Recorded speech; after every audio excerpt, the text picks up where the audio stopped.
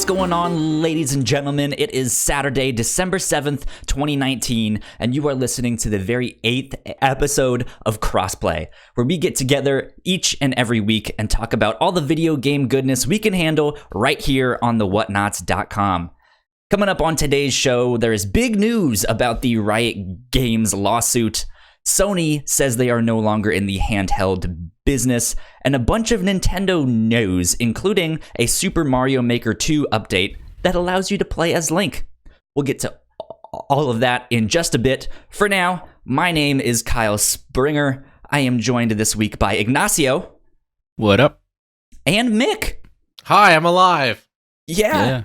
Mick, the important question is, have you rethought your life and joined the fire starters? I thought about it, and then I came to a revelation that y'all are fools, and Double Squad all the way. Get dumped. Ignacio? Yeah, 2 weeks wasn't enough. Do you want me to go? I'll go back on hiatus. I'll go back to Disney World. Go back to Disney. Welcome back, Mick. We are Thank you. Happy to have you here. You were at Disneyland, right? Or Disney World? I'm not sure which one. World. The better Florida. World 2. Yeah. There you go. Yeah, Okay. I was there for 4 days with my mom. It was a good mother-son bonding time. Oh, nice. And we went last time together when I was 13. So it was a good experience of showing her Disney is a lot more fun as an adult. Because you can go around and drink everywhere except Magic Kingdom. Yeah, but that's like, okay. Now we can finally have some alcohol. Wait, Yeah. I thought you could only drink at some specific places or not? Not in Magic Kingdom. Magic Kingdom's the only place, except for 2 restaurants in the park. Mm-hmm. Magic Kingdom is the only land that doesn't allow alcohol. But you can't drink in the other parts? Yes. I mean, Epcot, they have alcohol from every country and specialty drinks from every country. Hollywood Studios, there's alcohol everywhere. It's like you're on a Hollywood lot and you're at the movies. That would also makes sense. In Animal Kingdom, I believe there's alcohol, but it's also like from Asia and Africa, which they're mostly based on. Okay. But we didn't spend too much time there since that was like a half day. Well, Ignacio, Yeah. you originally said you weren't going to be here this week. You said you were about to go into surgery? Well, surgery, I mean, yeah, but it wasn't anything big. It just needed, to get something removed from my toe. Something being a nail. Yeah. Those are not fun. It wasn't anything more. No, but I didn't feel it. I had anesthesia. Okay. So, That's good. Yeah. There you go. It wasn't anything big. We are glad you are here this week. Thank you. As well. Though you did mention you have to leave a little bit early here. So we're going to jump right in. Okay. Let's actually start with Mick, though. Mick, what have you been up to the past couple weeks? What have you been playing? So I haven't been able to play too much because I've been traveling a lot personally and for work. But I did bring my Switch along, so I've been playing some Pokemon. Mm-hmm. And I am, right now, I've beaten the 3rd gym. So I've been going exploring and trying to build out my team, leveled up more in some of the open areas. Okay. So just leveling them up, trying to catch new Pokemon, finding what I can find. But I'm playing it off and on right now. Like, it feels like it doesn't have its hooks in me yet. Yeah. How are you liking it compared to older Pokemon games? I like it. I just feel like it's a lot easier, which is not a bad thing. I like how your team levels up, but I'm still trying to get an understanding of how the experience distribution works. Yeah, it is a bit weird. Because there's some Pokemon, like, they might be 2 levels higher than others, and they'll be getting a lot more experience, or they might be low levels and get more experience. And usually in the past, you would get less experience if you're much higher or much lower level than the Pokemon you're fighting. Right. So it's just trying to figure out what's the best way to level and how can I distribute my team well enough so that they are keeping up with each other. Yeah. And when I played past Pokemon games too, I would like catch Pokemon, I would level them all up to be the same level, and so there was no power disparity. If I needed a Pokemon, they were there and ready to go. Have you enjoyed the most recent Pokemon games? I stopped playing them after X and Y. I never played anything past that. Okay. So, yeah, this is my first Pokemon game after X and Y that I've really dabbled in. Yeah. Besides your miserable starter, who all right. Who else have you been taking a liking to? Well, of course I have Yamper. Mm-hmm. His name is Sushi, like my dog. But I had to evolve him eventually. I had to let him change. But I'm going to catch another Yamper. Yeah, he evolves at level 20 something. I tried to find an Everstone, but then he just started getting a little weaker. So, compared to current Pokemon, so I just said, you know what? It's probably better just to let him evolve, become a big dog. He's still a good boy. He always will be a good boy. He always will be my good boy. So I have him. I have Corvisquire. Corvisquire. Yeah. No, Corvid. Whatever the middle one is. I think it's Corvisquire. Something like that. Okay. Yeah, then I have Corvisquire. I have a Pumpkaboo, which is like a ghost grass type. I have that Carkol, which is that's the coal that looks like a car. Pokemon. Yeah, he's hilarious, and he's one of my favorites. And I have a couple others that keep on switching out. Like, I just added one to my party that is a tiny little thing that's psychic. It teleports around almost like an Abra, but it's really weird looking. I can't remember the name of it. Yeah, it's a very weird design, but yeah, it acts like Abra whenever you try to capture it. So, I mean, just using that one right now to build out my team and have that psychic side covered. Sounds good. So, I listened in a little bit last couple weeks, and it seems like you guys liked it too. It's just, it still seems like it's very different. Yeah. And everybody's like very polarized right now with the game. Yeah, I'm starting to liking it more now. My feelings towards the game haven't changed much from last week, but I'm enjoying it. I'm on the still fourth haven't gym gone now. back, so I'm at the first wild area still. Okay. Yeah, that's what I'm fearing too, is that I might just drop it, not come back. Even though it was fun at first, there's too many other games to play right now. Do you like how it has more of a story than past games? What story? I don't think I've even reached the story yet. I've just been going through, and I do like the reason for the gyms, though. I do like how they set that up compared to before. But maybe not story, but how there's a lot of text. They stop you so often. I mean, that's okay. I've always skipped through it fast or just try to skim read it. And that's how I've played most Pokemon games.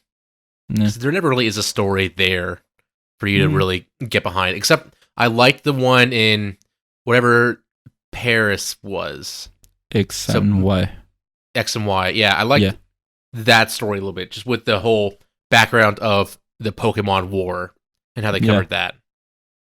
The thing I've been hearing people talk about with this one is more so that the story is also kind of based around the area that it's in, right? Like, this is more of a sports and fame storyline. Like, you are like making your way up in this like sports league, so to speak, rather than just like, oh, Team Rocket wants to take away people's Pokemon. Yeah. Like, you can do that anywhere. You know? So. Yeah, it is kind of about that, of trying to be the very best, like no one ever was. But reaching the champion and having your own rival and all that, they do give more emphasis on that. Yeah. Cool. So I do like how that all is set up more. Yeah. Really how about Jedi Fallen Order? So I beat that this morning, and it is nice. One of my top 3 games of the year. Yeah. I love it. I love the difficulty. And I never really played Dark Souls games too much. Nope. Never really dabbled in Soulsborne. but this one for some reason just got its claws in me, and I loved it. And this has been the game that, with all my traveling, I've missed the most playing. So I'm glad I finally beat it. I love the story, even though I got the ending spoiled for me. Oh, yeah, that big reveal in the end. Yeah, watch the commercial. Yeah, and then I was wondering, wait, when does he show up? They show it on a commercial. They showed it in Thanksgiving commercials for advertisement. Wow. Yeah, that was a big deal. That sucks. Certain character that shows up that they show him in the commercial.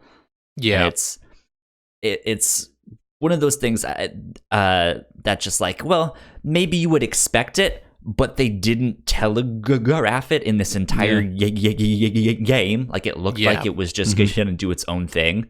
And then at the end of the game, oh my goodness, like, here's this really cool character.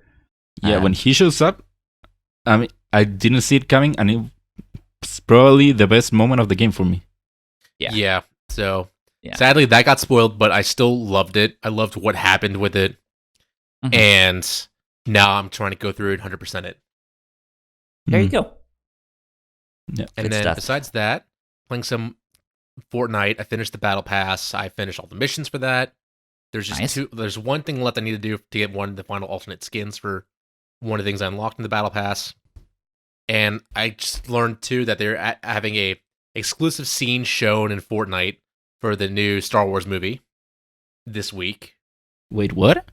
So Fortnite in the past, they've had concerts, they've had some movie trailers for like Wreck-It Ralph, and there is one area called Risky Reels, which is like a car park movie dine-in place. Mm-hmm. And they're going to be showing a scene for Star Wars there. That's wild. But is it like an event, or is it always playing?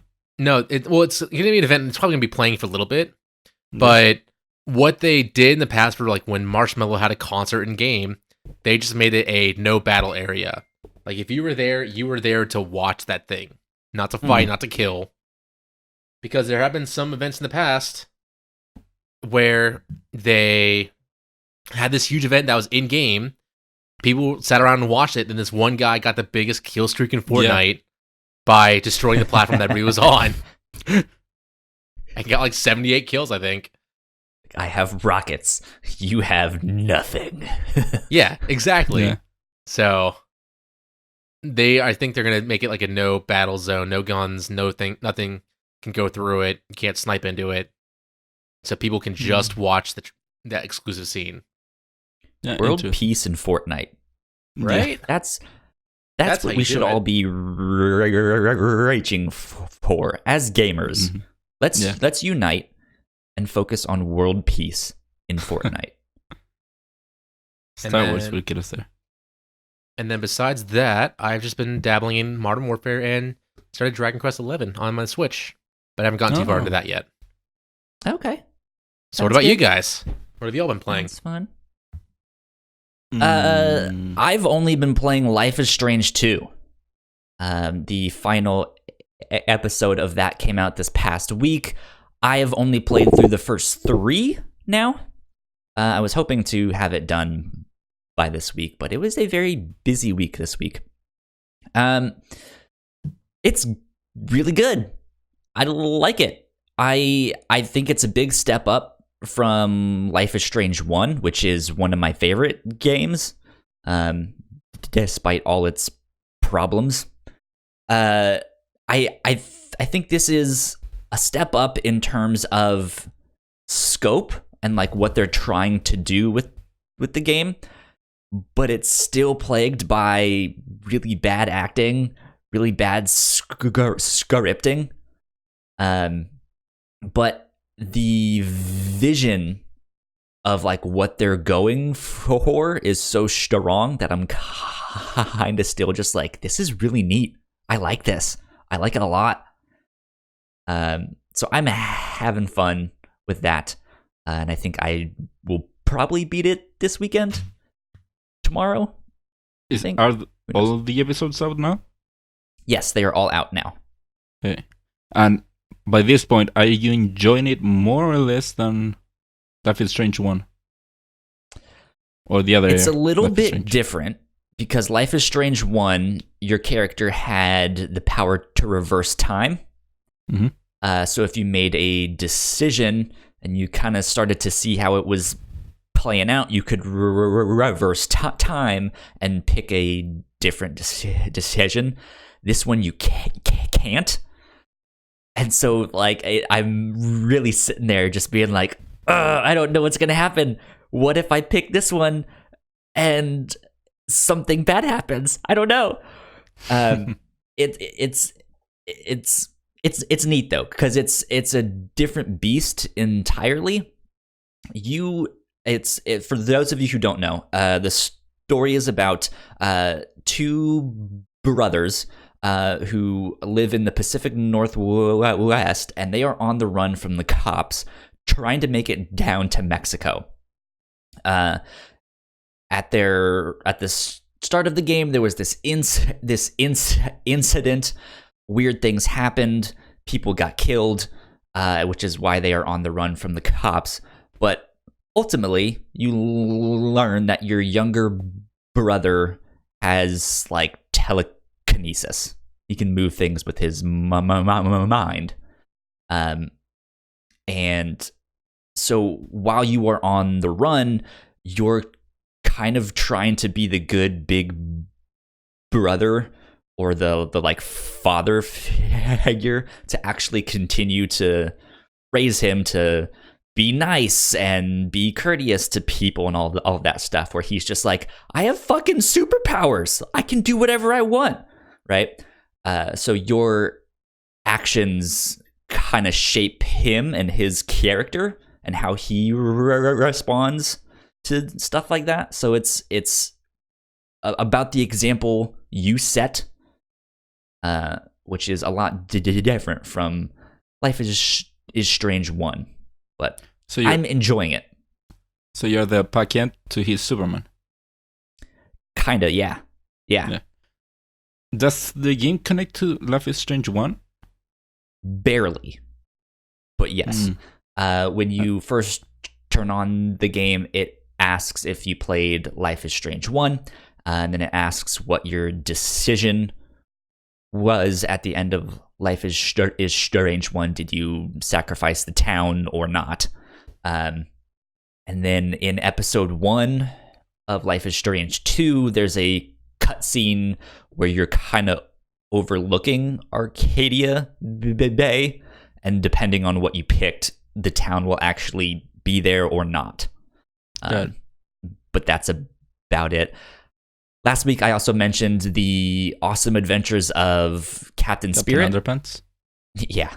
And that also factors in episode 2 of Life is Strange. It's not the same characters, right?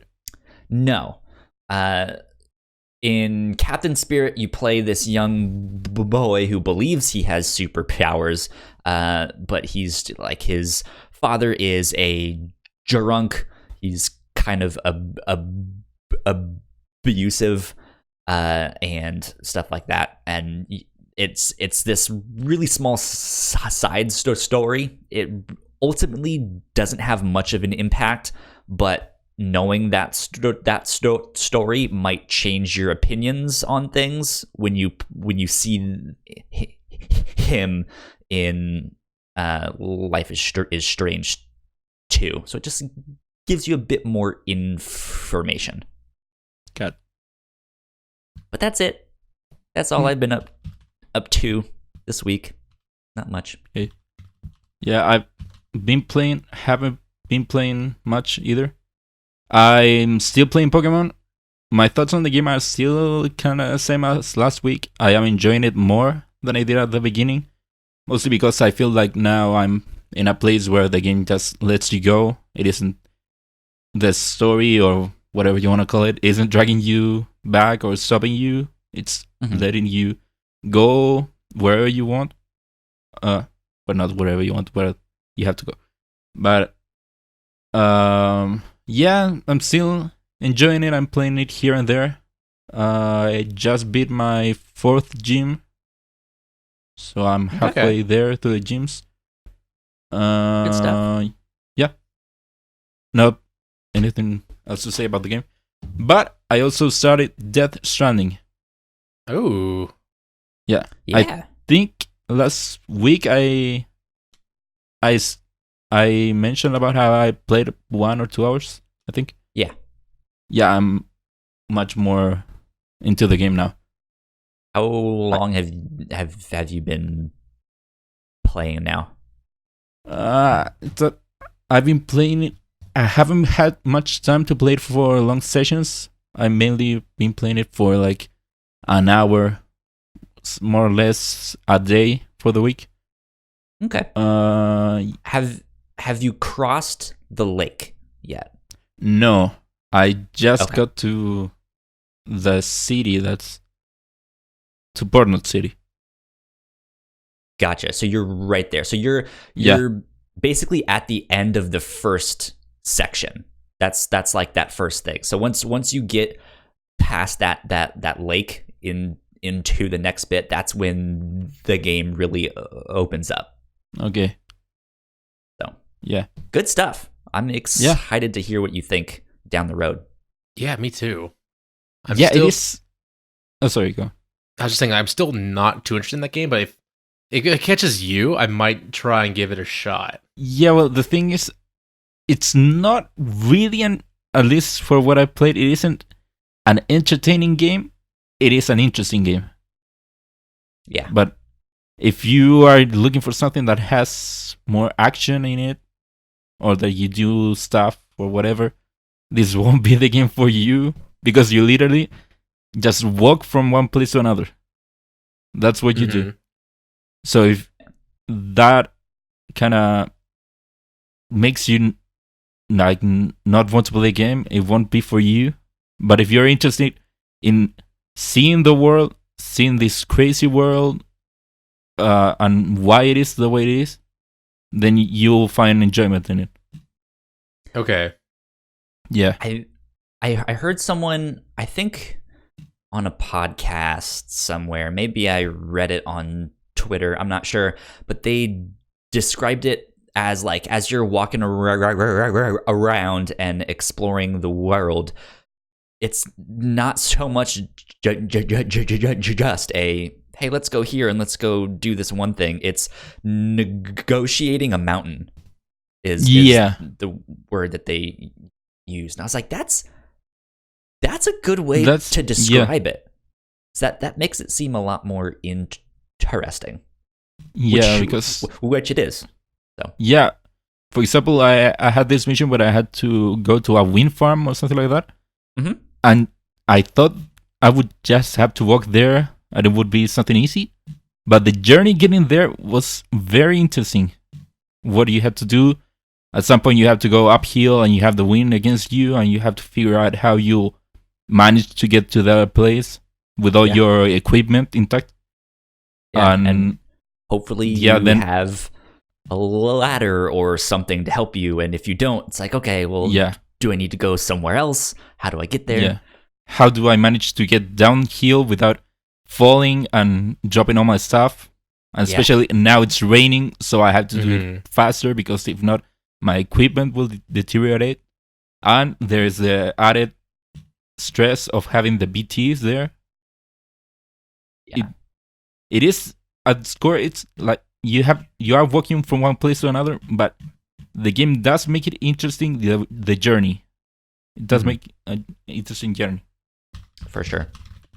Well, in the interest of time, we are going to skip housekeeping for now, and jump straight into the first news item of the week, because I know we all want to talk about this one, since we're all big Kingdom Hearts fans. So Mick, hi, take us away on the first thing. So there's been long talks of this DLC. We've heard about this DLC coming. They said winter, and we've had some looks at it. We finally have the dates and a good new trailer for the Kingdom Hearts 3 DLC called Remind. And we also have the release dates for it. Not release date, release dates. Because screw Xbox for some reason. What happened there? I don't know. I think it's just some exclusivity just to keep with that Yeah. previous history of Kingdom Hearts 1 and 2 being PlayStation exclusives. Well, Former exclusives. That PS4 has exclusivity on Kingdom Hearts 3? I feel like... they didn't have Kingdom Hearts 3 exclusivity, though. It was day and date. No, yeah, they had day and date, but it did kind of feel like they had something with PlayStation. They had marketing had rights. history. Yeah, no, they had history, but it felt for me, at least, that Kingdom Hearts 3 had some attachment or exclusivity or something with PlayStation. They had that PlayStation 4 Pro exclusive console, that nice design. They had marketing rights, more or less. Mhm. Xbox got a trailer a while ago, an E3 or 2 ago, where they showed off Frozen. Yeah. And that's really about what Xbox got. I mean, they finally were getting Kingdom Hearts, which was more than enough for me. But this is kind of going back to why it's huge story elements. So why exclude part of the fan base? Yeah. But just go over this trailer a little bit. Have you guys watched it a lot? Yeah. Yes. Okay. I mean, not a lot. Twice. How many times have you seen it? It's in the double digits. Listen, I have a problem, okay? Clearly. What a nerd. You dork. I know. It's okay. We're all nerds for Kingdom Hearts. Yeah, we are. So just go over the trailer a little bit. It shows a lot of cutscenes. It shows a lot more playable characters. Yeah. Like you can play as Xion, and you can finally play as Kairi, and she looks like a badass when she fights. And the takes place before the final battle when Kairi disappears. Well, and that's sorry. Kind of before, kind of after. Yeah, and it's so weird about when they're trying to say when this takes place. I think it's after Kingdom Hearts 3. Because they do say that he goes back in time. Does it say he goes back in time? Yeah. Oh, yeah, I see. Travels to Kila Graveyard short time before the final battle. Yeah, so, because I don't know if he would have any time in between her leaving at the end of the game. Yeah. So that makes a little more sense about when this takes place in the story. Yeah. They're still dealing with time travel. But it's him saving Kairi after she gets nuked by Xehanort to become the final Keyblade. Well, she gets more than Norded. Yeah. She did. Yeah. Well, Kingdom Hearts death is weird now. Yeah. So, kind of quasi-dead. Dead physically, not completely. Well, also we do see her come back at the very end of the game. Yes. So I'm guessing this DLC will at least answer how that happened and what happens to Sora.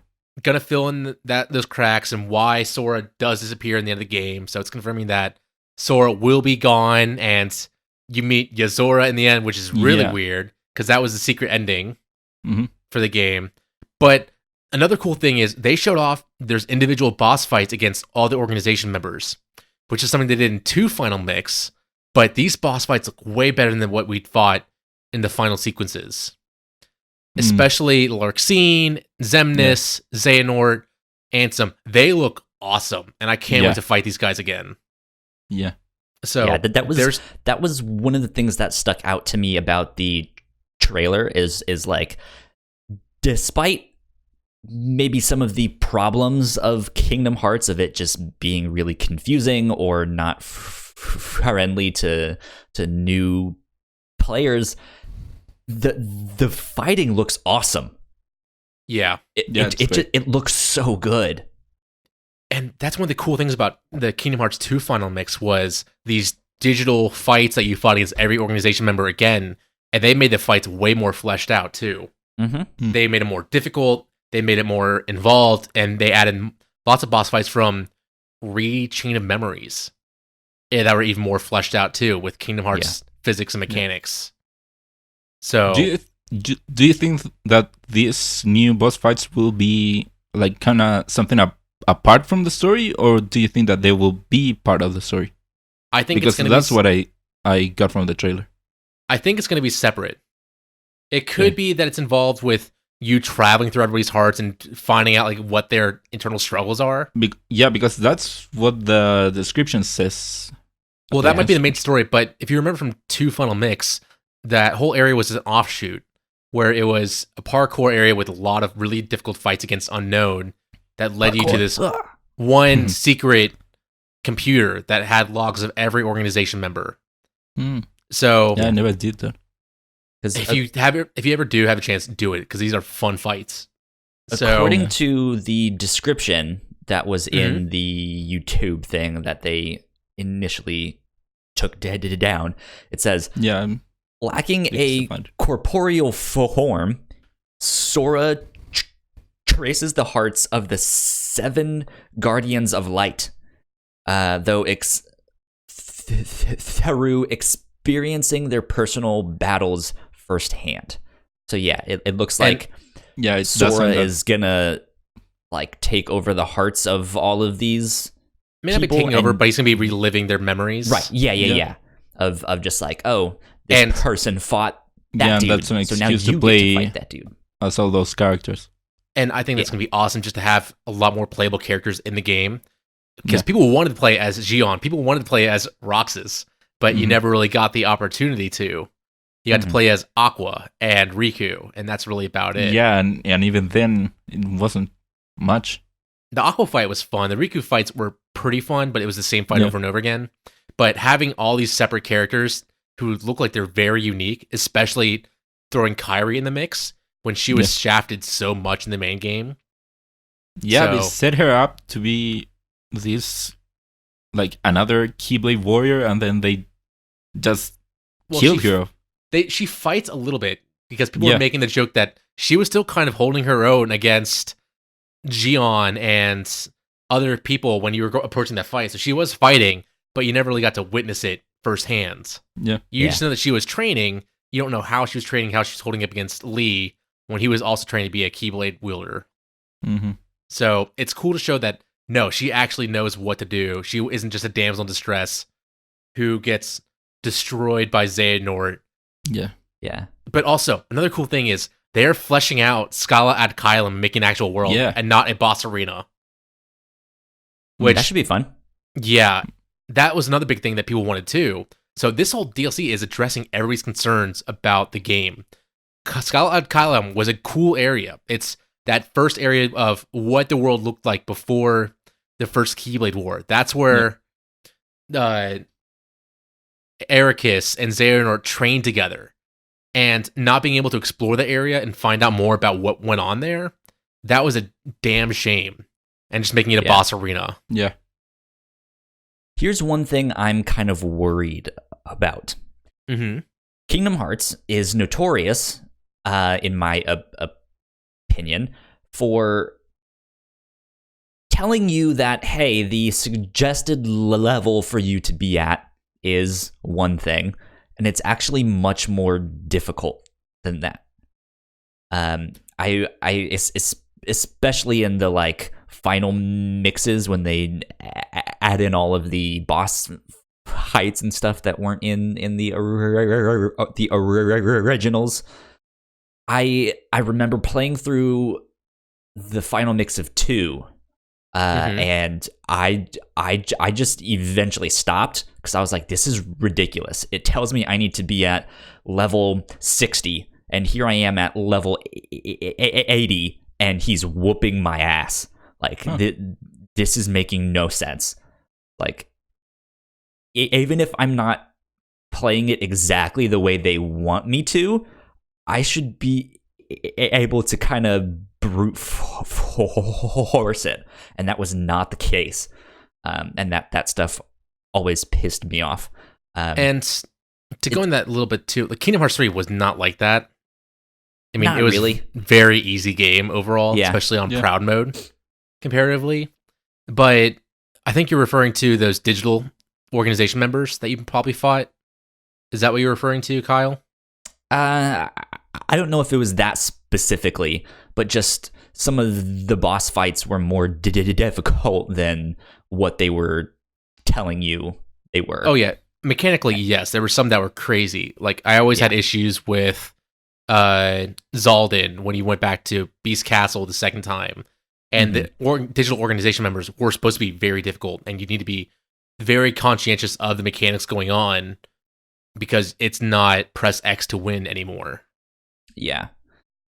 Which I as much as that game kind of is button mashy, right? We just hit the X button, X, X, X, X, X, X, X.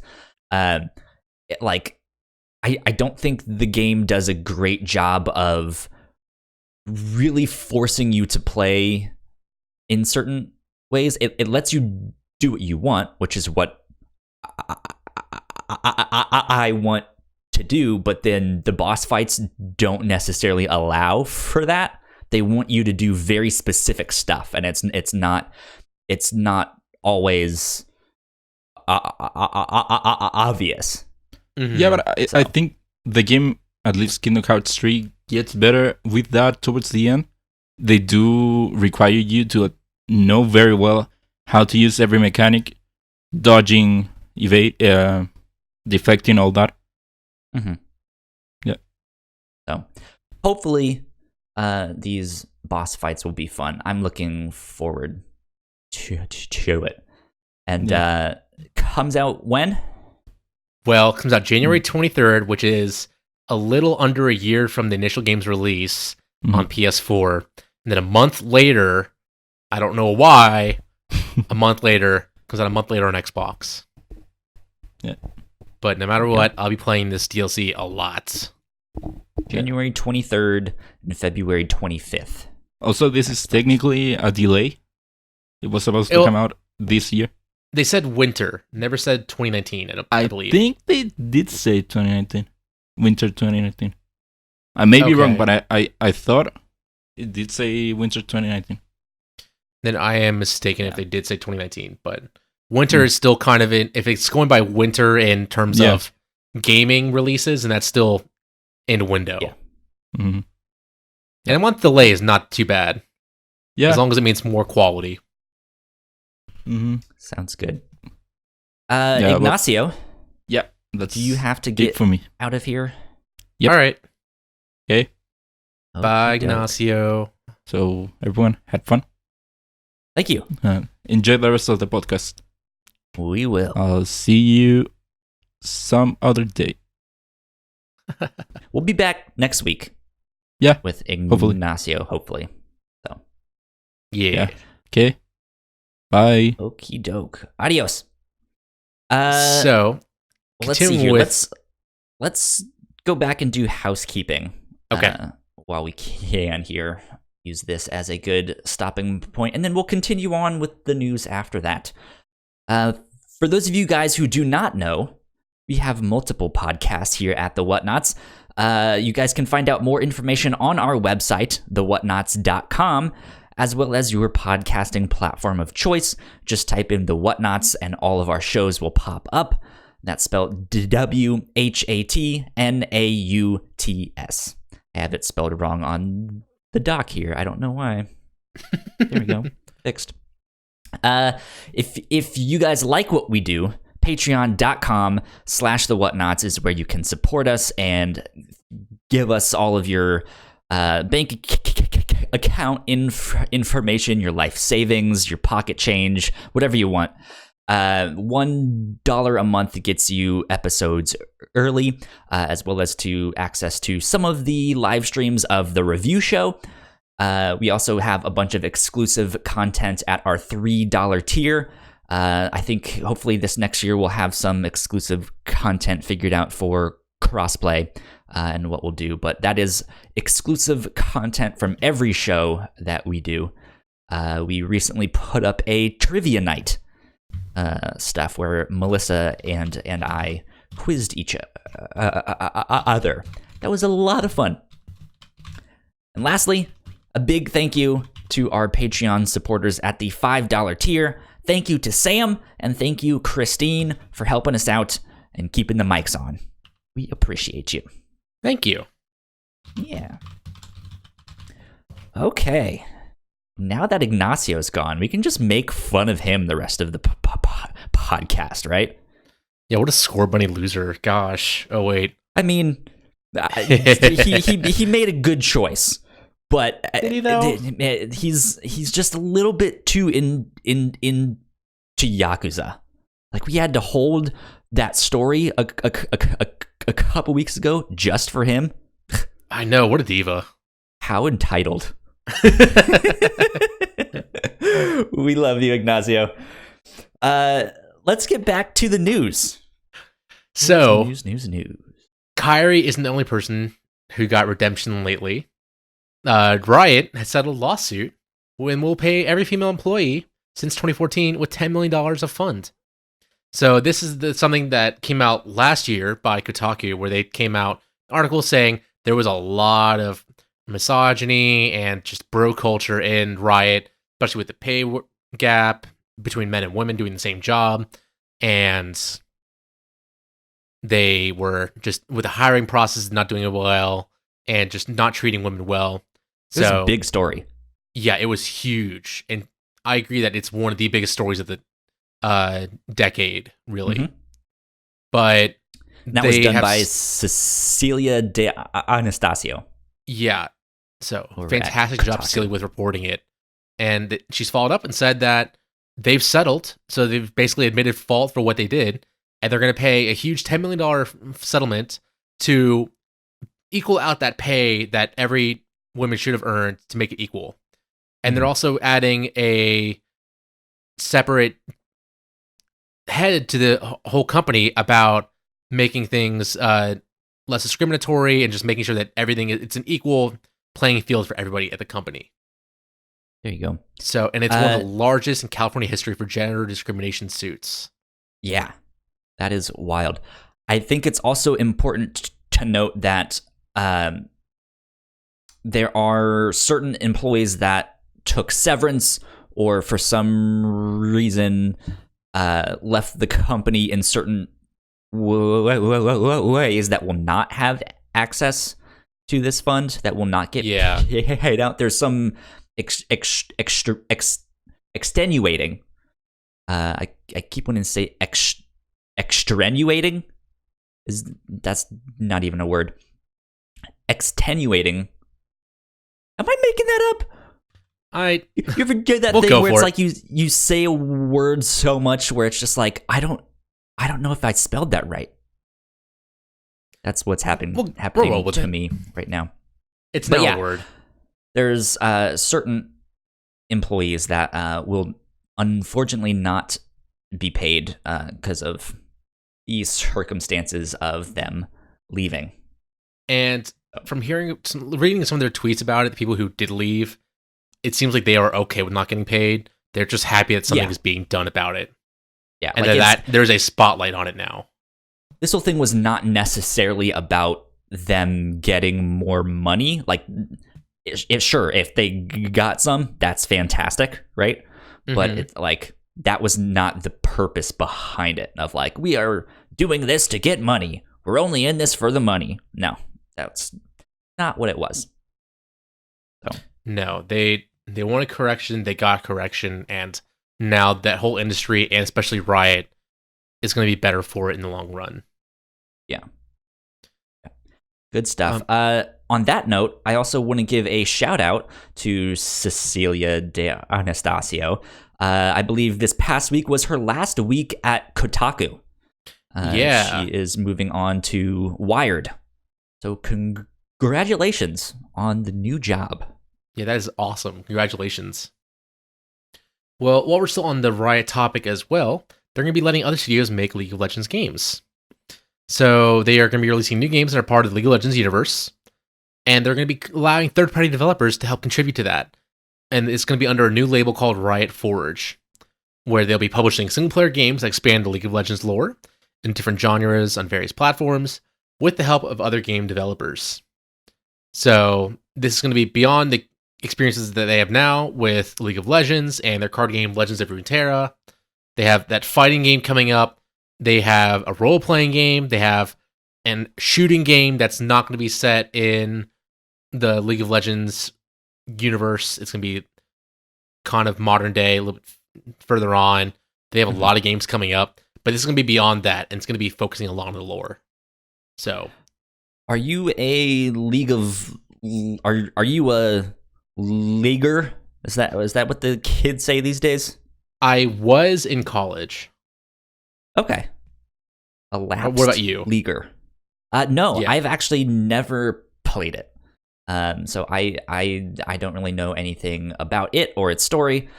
But I think this is neat. Like Yeah. I'm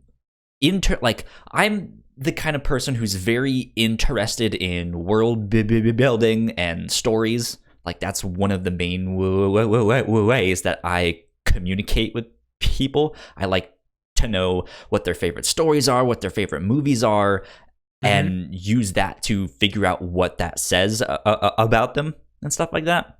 So I'm really interested in video game companies kind of developing their own universe. That makes sense. Of like, hey, we have this one hit game. Let's make other games set within that same universe that aren't necessarily spin-offs per se, but like we have our own territory.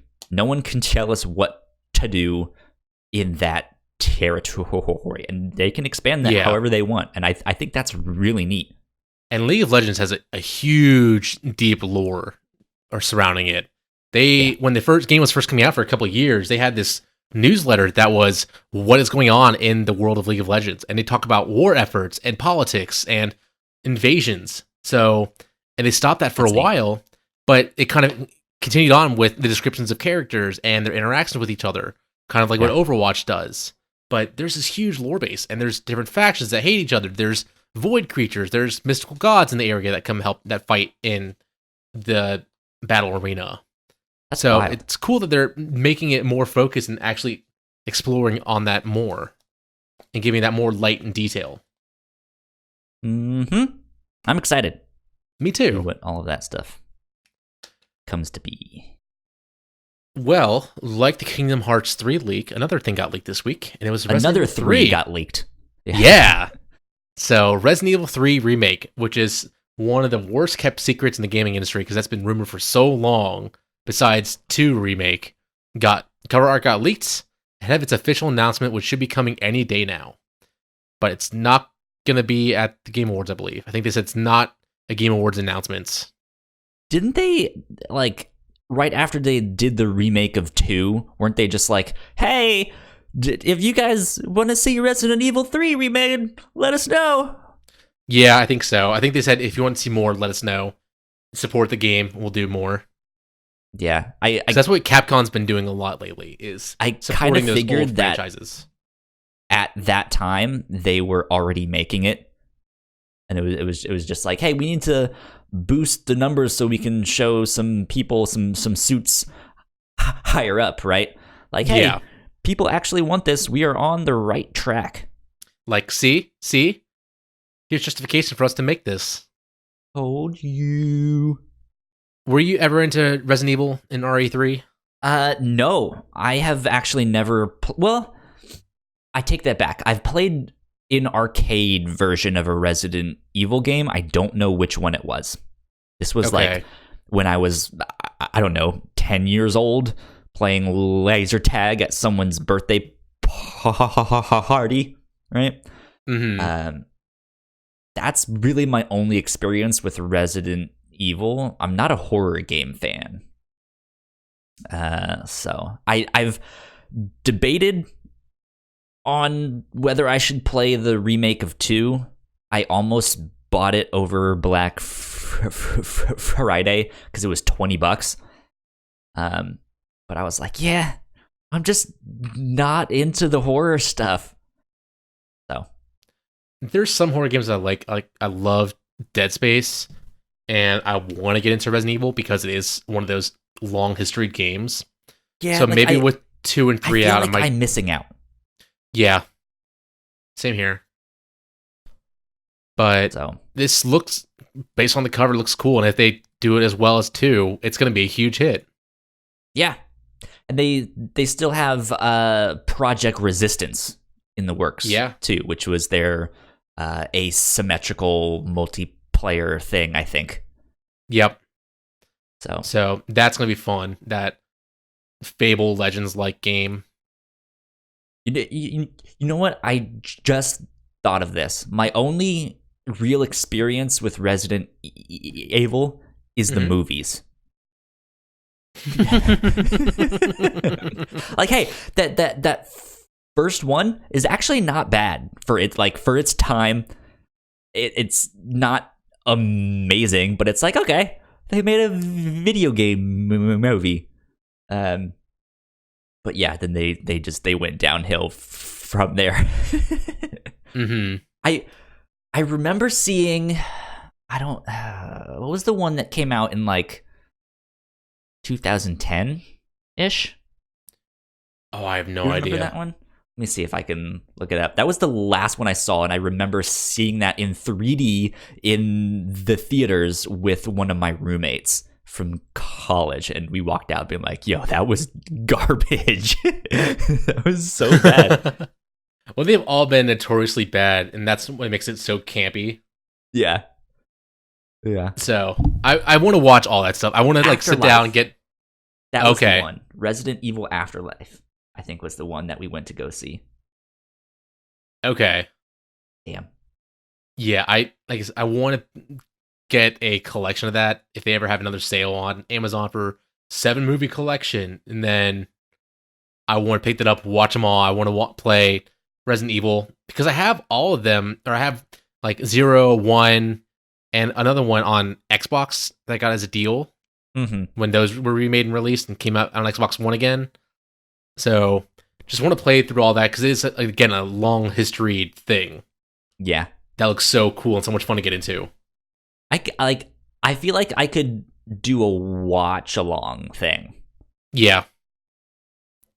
That's like me. a let's play I'm just playthrough. Big scared cat. I'm a baby. So continuing on with the news, PlayStation has announced their next State of Play, and it's going to be this Tuesday, December 10th at 6 a.m. Pacific Time, 9 a.m. Eastern Time. One of the few times Eastern Time gets a break. So this will be out an hour before this episode goes live to the public. Yes. We also publish on Tuesdays. I can't wait to see it. It's going to be some cool things. And there's rumors that there's going to be a lot of Ghost of Tsushima being shown here. I hope so. That's still a slated PS4 game.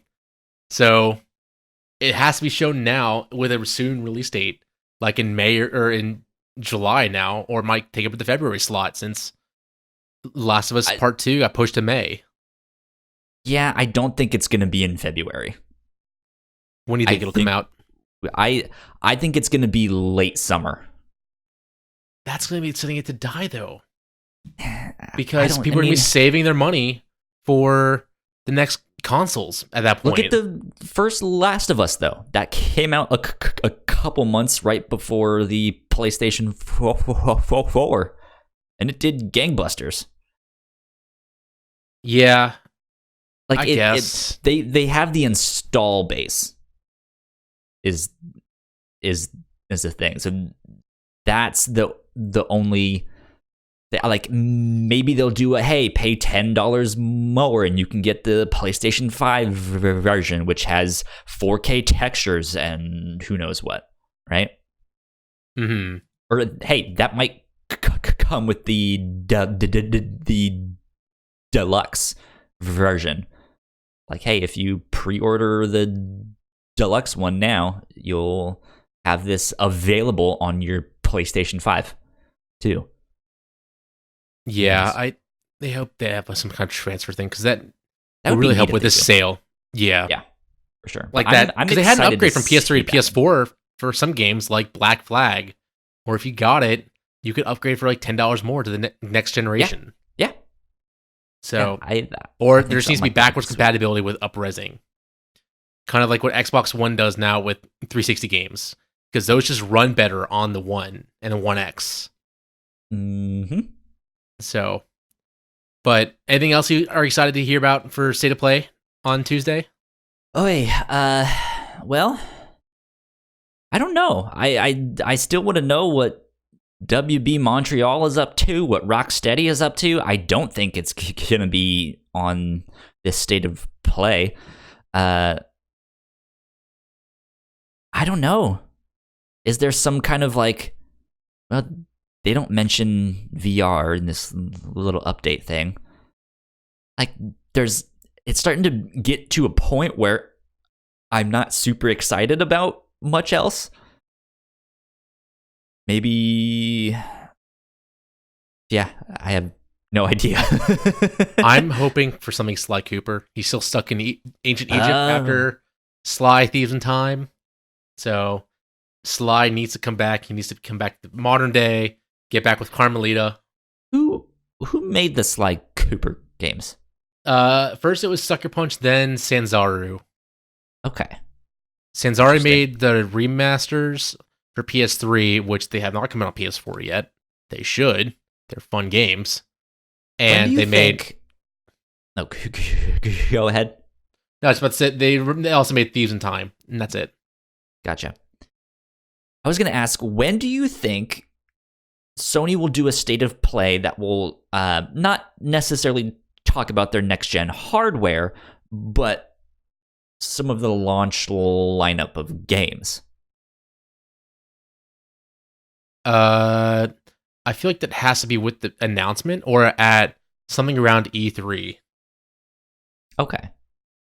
Because I think it's too soon right now to talk about their next-gen lineup, because then they're going to be shafting what their current games are coming out, saying, right, hey, you have all this to be excited for, but look at all this new shinier stuff.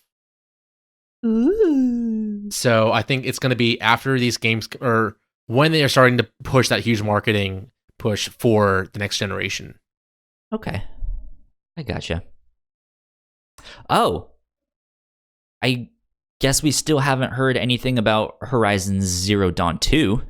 But that's supposed to be a rumored launch title for PS5. True. Good point. I don't know, man. There's a lot of questions. All of the stuff that I want is like a new Ratchet and Clank game, but that's from Insomniac. We know that they're working on some Spider-Man something. We assume. We know that Guerrilla is working on Horizon Zero Dawn 2. And I think something else at the same time. Who knows? Yeah. Well, I'm really struggling to come up with what could be on this thing. Besides the leaked Kingdom Hearts 3 thing and Ghost of Tsushima, it's hard to pick out, but we'll find out. Which is kind of unfortunate too, because I think Sony has the right idea with these state of play videos. They've just been so lackluster because things have been leaked. Yeah, but also none of them have been particularly like earth-shattering. I don't know if that's the right word. Like they've I think the most people perceive them to be kind of lame. Of just like, oh, you guys didn't really announce anything cool. And it's just like, well, yeah, like they're not always going to have something new to announce that's going to be like, oh my god, it's the Last of Us or something, you know? Mm-hmm. But yeah, it just, I feel like it's a bad time because now everything is starting to wind down. But I feel like this should also be the time where they should really have their feet under them on what a state of play is and what it means and how it works and how it feels and stuff like that. And it's just like, okay, we're going to be getting stuff that is kind of lackluster, I think. I mean, even Xbox still doesn't have an idea of what to do for their Inside Xbox events. Those are still way up in the air about how they're going to handle it, how they're going to handle the announcements, and the overall pacing of it. Like, Nintendo seems to have it down, but the others, they're trying to get their own footing and trying to get their own idea of what announcements they want for them. So, and then also, we're near the end of the console generation. They're still focusing on this generation. So, yeah, the amount of stuff left to announce and talk about with a big marketing push is getting shallower and shallower. So, we are kind of scraping the bottom of the barrel at this point. Yeah. Unfortunate. Yeah. What's also unfortunate, though, is that Sony has come out and said that they are not focusing on their handheld gaming anymore. So they talked about the Vita and how it was brilliant, but now they just saying we're not longer interested in the mobile gaming market. So Vita was fun. Did you have a Vita? Handheld.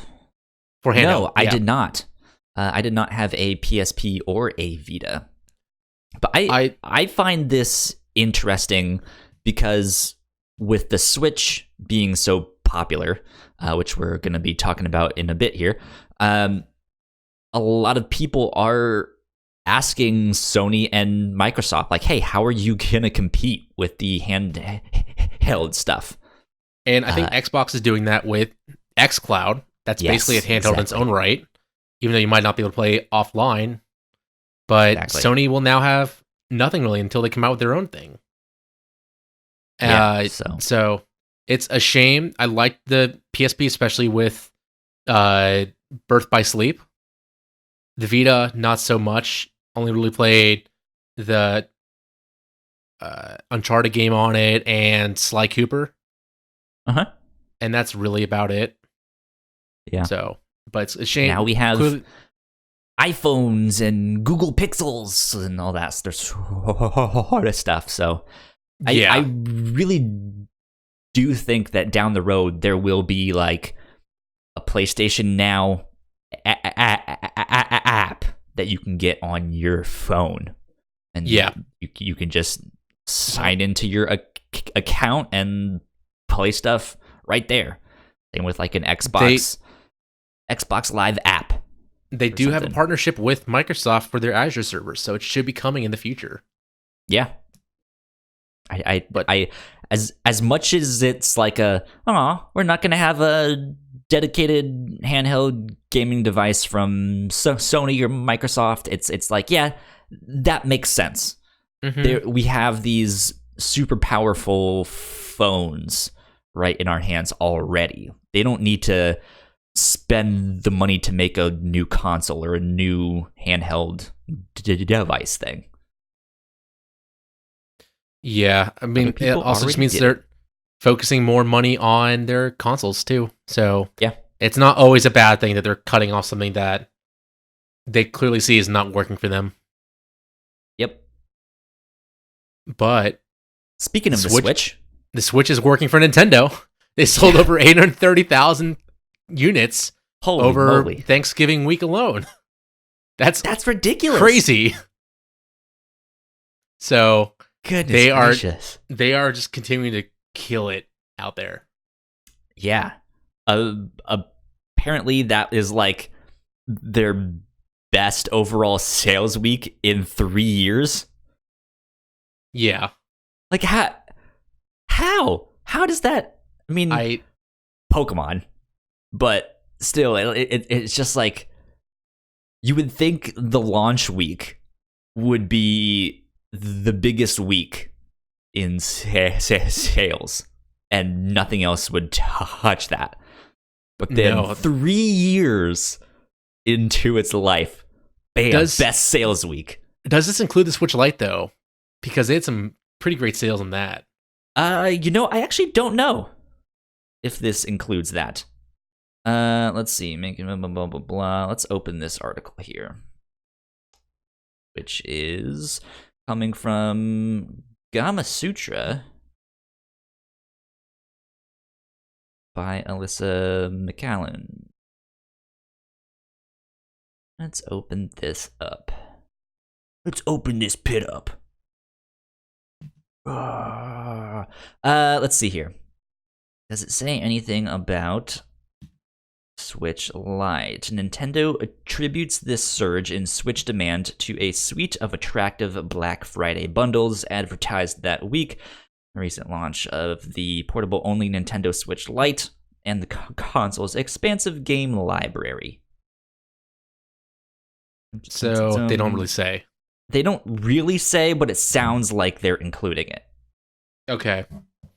Well, still awesome for Nintendo. Yeah. And this is an amazing console, so if you don't have it yet, get it. Because it's only going to get better and better. Clearly. I'm excited. I'm taking my Switch with me to go visit my family for the winter break.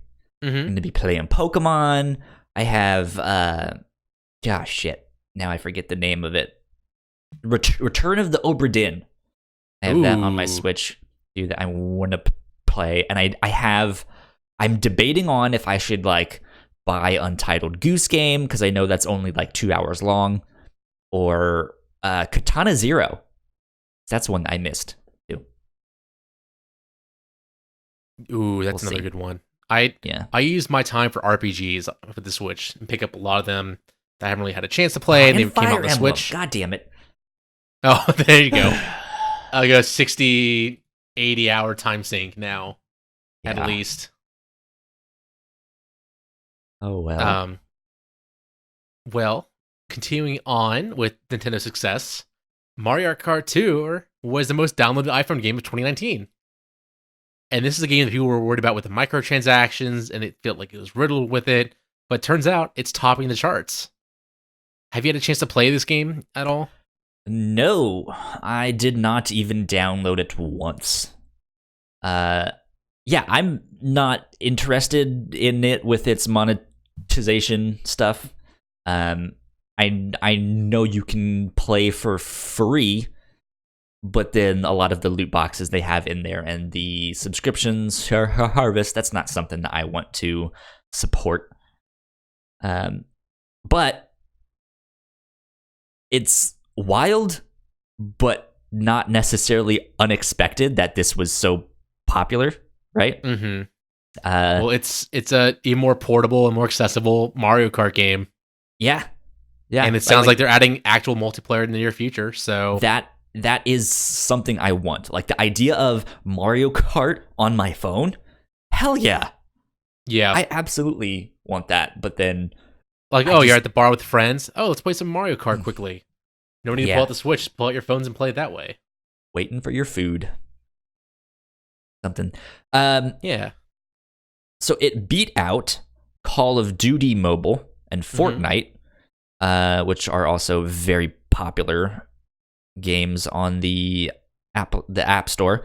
We don't know exactly how many Mario Kart downloads there were, but Call of Duty was downloaded an estimated 100 million times during its first week. Oh my god. Across both iOS and Android.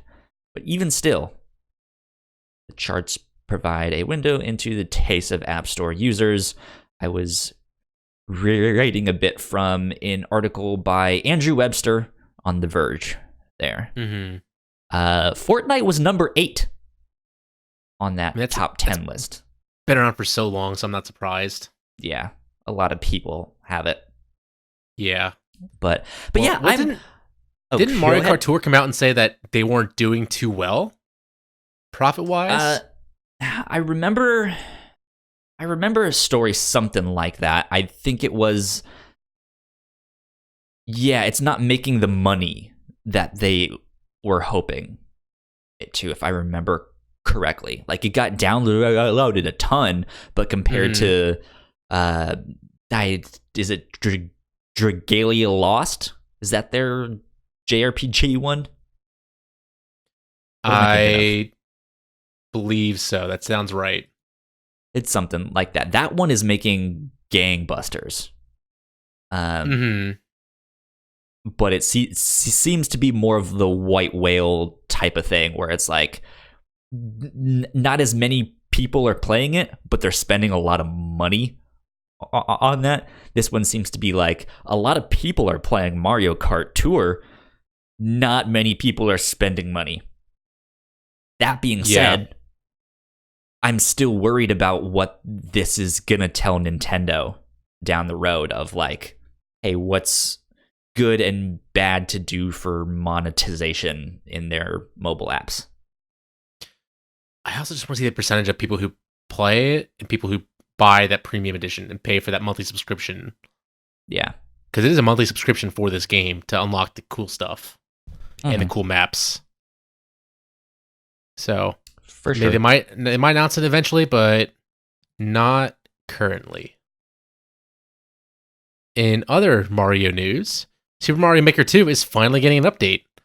And it came out on Thursday, or is it next Thursday? It came out last Thursday. Okay. And there's a lot of new stuff to it, a lot of new enemies added, new building features, and they added the Master Sword that transforms Mario into Link. He has a sword, he has a shield that can be used to block things, he has Link's bow, bombs. So you're playing a 2D side-scrolling Link. Yeah, this is really cool. It just seems so late because there was a Link already in Mario Maker 1. So them removing it and then adding it now, a little more fleshed out, is cool. But it just feels so late for this update. Yeah, so I don't have Mario Maker 2. I never played the first one. It's not my kind of game. I'm actually not a huge fan of the older Mario games. I like the more 3D ones. So my only kind of window into the world of Super Mario Maker 2 is Patrick Klepek over at Waypoint. And this seems like what he was talking about was, it seems like they were updating Mario Maker 1 pretty consistently, but it was often stuff that no one wanted.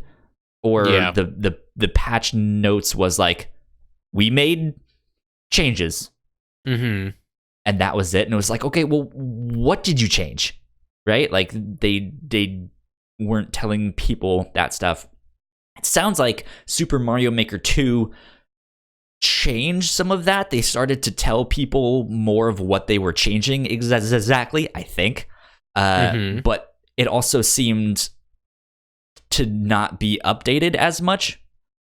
And instead of a more like weekly update thing or stuff like that, it seems to be a more like, hey, here's a substantial update thing that you guys can mess around with, which I think is neat. And it sounds like a lot of the stuff that they included in this update is stuff that people want and have been asking for. So at least to some degree. It finally came, but again, I think it's just a little too late. They should have been making more updates along the way more, because it's starting to make people worry, like with Mario RC barely getting any DLC, and the one DLC they added was not much at all, and then doing the same thing to Mario Maker 2, people were worried that, all right, is Nintendo just not supporting their games anymore? Yeah. Well, I think Mario Maker 2 is a little bit more kind of community-based, online-based, if that makes sense. So, but I can see them doing another update, 6 months down the road. Okay. Just kind of keeping it fresh every now and then, you mean? Yeah, just enough so it's like, hey, it's in the Twitter conversation for a couple months. Patrick will do his Mario Maker mornings and stuff like that. And then maybe once it's starting to be like, all right, let's move on to something else, they'll be like, all right, now you can play as Zelda. Now you can play as Waluigi or something like that. Who knows?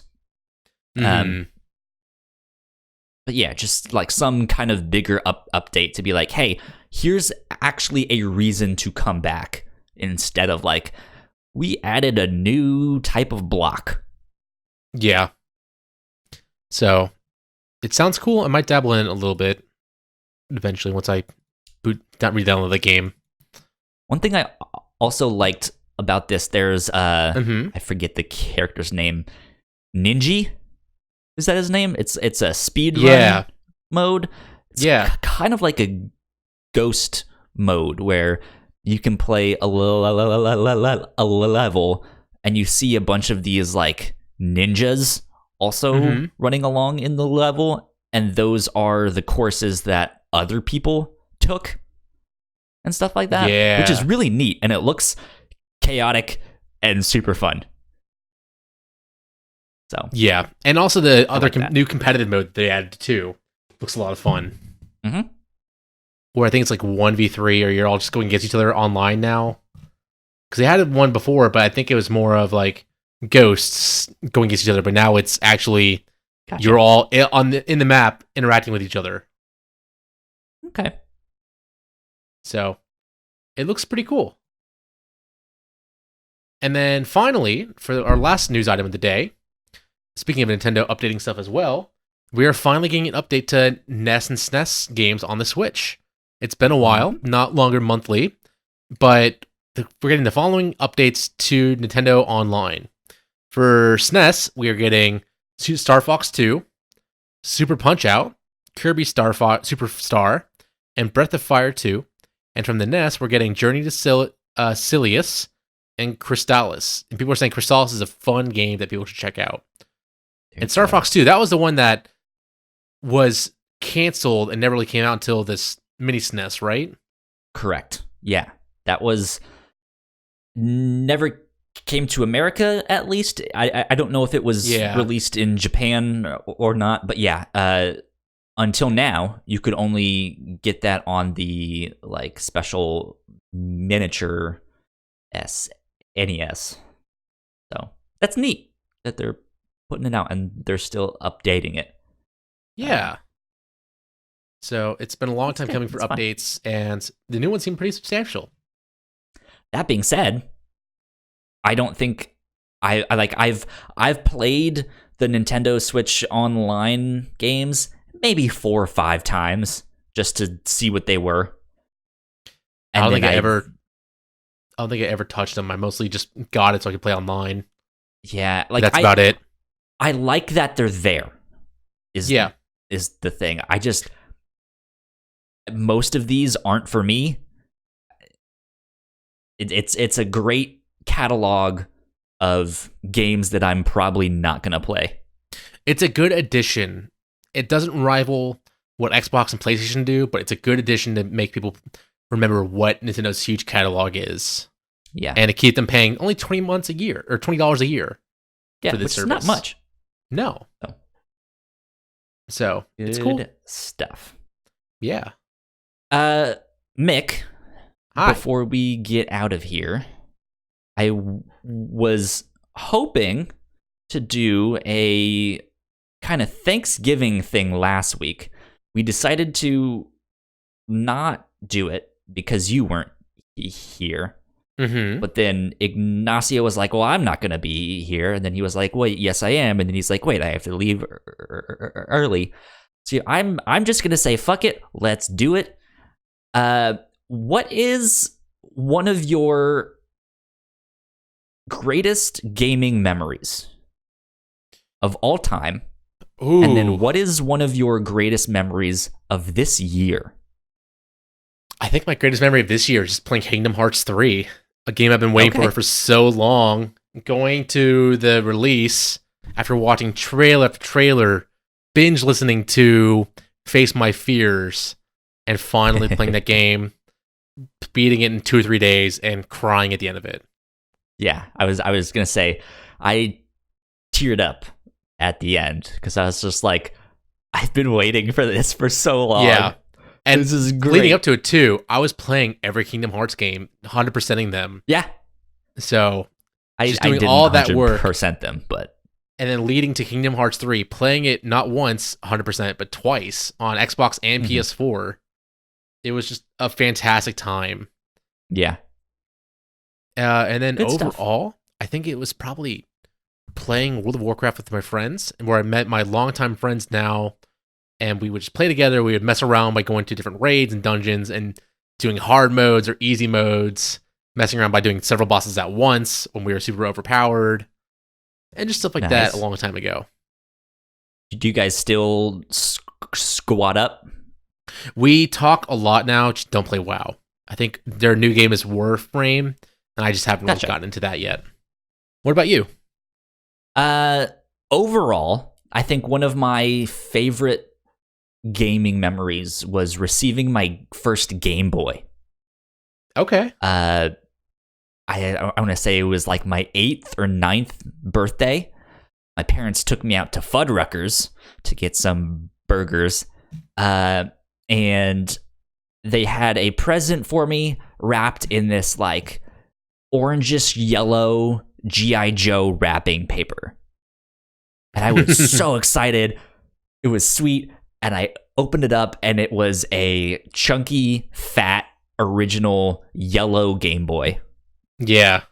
And it's one of those memories that I have that is almost like an out-of-body experience. Like, I can see me at the table we sat at.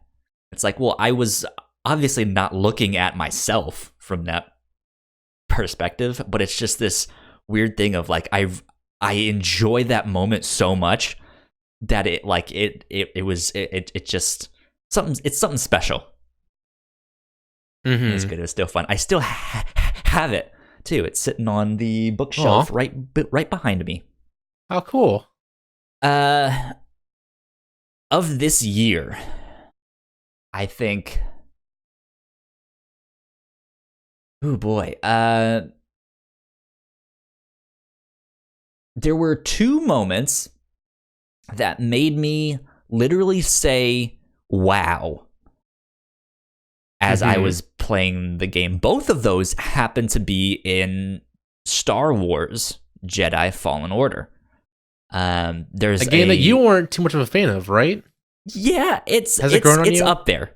It's in my top 10 list for sure. But there was a lot of stuff about that game. It was just like, yeah, I see what they're going for. I like it a lot. The sequel is gonna knock it out of the park.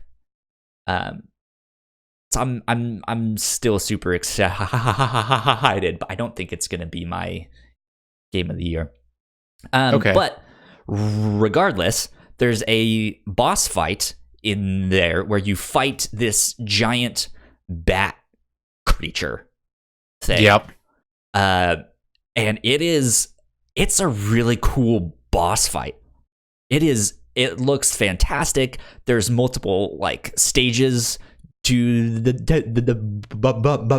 boss fight, and there's one where you're basically falling in the sky, and it's like, well, you're gonna have to fight this thing in the sky. And I was just like, wow. This is really cool. That was a crazy boss fight. Yeah, that's one of my favorites by far. I think that is something that Respawn will end up doing more of in the sequels, because that's what they're good at. Titanfall 2, the like moment-to-moment gameplay is so different, and it's so just like, oh wow, that's neat. Oh man, that's cool. What about that? Oh, that was neat too, you know? And they condensed that into a boss fight, and it was awesome. So good. And then a little bit of spoilers here for Jedi Fallen Order. So if you have not played the game, you might want to tune out for this. But my second moment was creating my own lightsaber. Yeah, that was in the game. Cool. It's a great moment. Adding that true meaning and really clicking in that this is your lightsaber. Yeah. Not one that you can customize, like this is your lightsaber. Yeah. And I made a really cool looking purple lightsaber. But yeah, like that's a very special moment for a Jedi, right? And that's like they really nailed it. Of like, Cal Kestis, maybe for most of the game, he's kind of this blah cardboard cutout character. He's just there. But then at that moment, everything snaps. It all fits in, and it's just like, I get it. This is good. I like this. And then immediately after you make it, it's just like, here's a bunch of cannon fodder. Just go fuck them up. Yeah. So it's good. It's fun. That one, I was just like, wow, they nailed it. Perfect. Chef's kiss. Mwah. Oh, the final cannon fodder after you do get it that was so satisfying. Like, okay, have fun. Yeah. And I think shortly before that, I just got the upgrade where it was like, hey, your lightsaber does more damage now. Yes. So, I got that. Yeah, I got that one too, and that was like, oh, hey, here's some bounty hunters for you. Yeah. And they just like melted. And I think that's also when they gave you the like super move, though, the one where you like take your lightsaber apart and like smash them down. Yep. Right? Yeah. And then it was like, yeah, all of the purge troopers, they basically go down in one hit now. And it's just like, yes, now I feel like a Jedi. There we go. So that was good. It has finally come full circle. Last couple things I want to talk about before we go. For next week, we'll have to run this by Ignacio. Mm-hmm. I kind of wanted to do an end of the year, like look forward at 2020. I kind of want to do a draft. I know a couple of podcasts did these, but I kind of want to do like a fantasy draft for video games in 2020. Okay. So I want us to like pick a publisher that we will represent.